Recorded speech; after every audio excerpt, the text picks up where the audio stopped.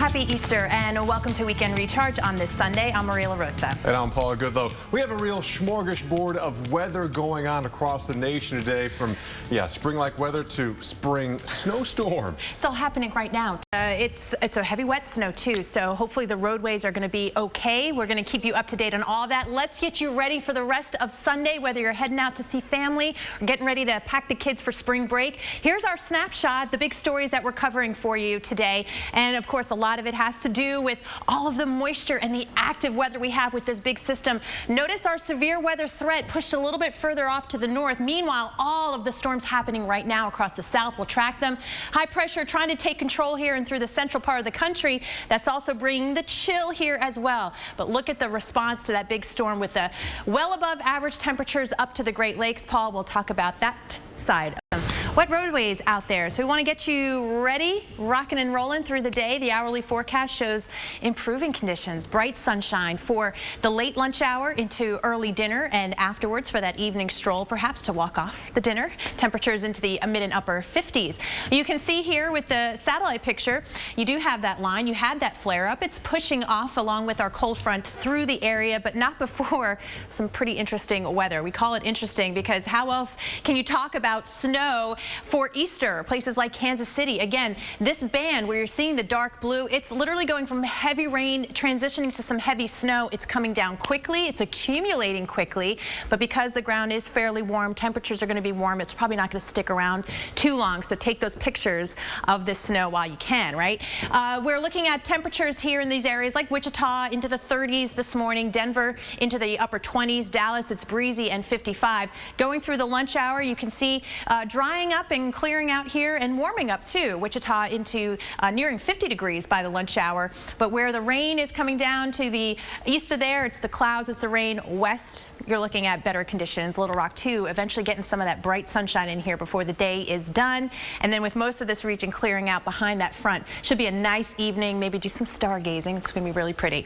All right, Wichita, again, your forecast here looking great with plenty of sunshine. Temperatures will be into the lower 50s as early as this afternoon. Dallas too, looking at very pleasant skies through the day, and temperatures there are climbing into the lower 60s. Well, coming up on Weekend Recharge, where March could go out like a lion with more snow than for the final days of March. You know, nice is relative, right? I know you think that lots of extra snow on the ski resorts and in the mountains, it's very, very nice. And look at this map. Can you see this? Look at all of this snow that we're calling for here as we get into the midweek. This is a look at the totals ending Thursday, 12 to 18 inches across a big area through the Rockies and that area in purple, also in through the Great Basin. So pick your ski resort on this map, and there's an excellent chance in the west that they're going to be looking at some good fresh powder. And here's the maker. We love looking at the water vapor imagery because in the absence of clouds and radar, you can get a very good feel of the motion of the atmosphere, all of the mechanisms that are going into creating weather. Today, we're definitely seeing that big dip in the jet stream. That's the core of the power of our system, and along with that, the cold for the snow. You can see by midweek, there it is, placed right over the west in through the Rockies. Meanwhile, on the flip side, you have the surge of warmth on the other side, right? So what goes down must come up on the other side like a seesaw. So we're going to see temperatures well above average here from the Gulf Coast on up into the Ohio Valley, the Great Lakes. But on the other side of it, with our system, it's cold enough for snow, and it is going to snow because there's also that available moisture. So looking at tomorrow from the Great Basin, we're talking in through the Bitterroots and the Wasatch into the Rockies, Jackson Hole, the Yellowstone National Park, all getting some snow even on into Tuesday. It continues.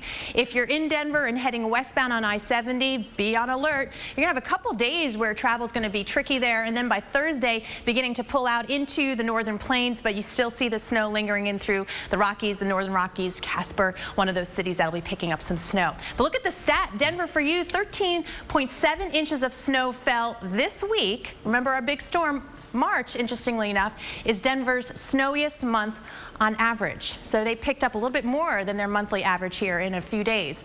And more to come by Tuesday night into Wednesday, that rain-snow mix, and then into Wednesday too. And not just the snow, Paul, but you've got those temperatures too into the 20s. So it's typical March, I guess, for Denver, but still I think we're ready for April. Yeah, this winter continues to be perhaps going overtime. But hey, you know, today's Easter, so not only just your Sunday's best, you have your Easter best on, also all those purchases of the clothing as well as the Easter candy.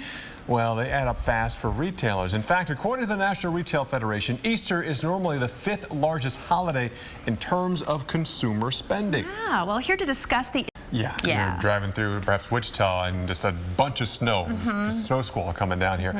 Even as we prepare to say hello to spring, winter still will not let go. Yeah, and there are some places in the U.S. that are notorious for snow. Meteorologist Jen Carfagno shows us the snowiest places in the country.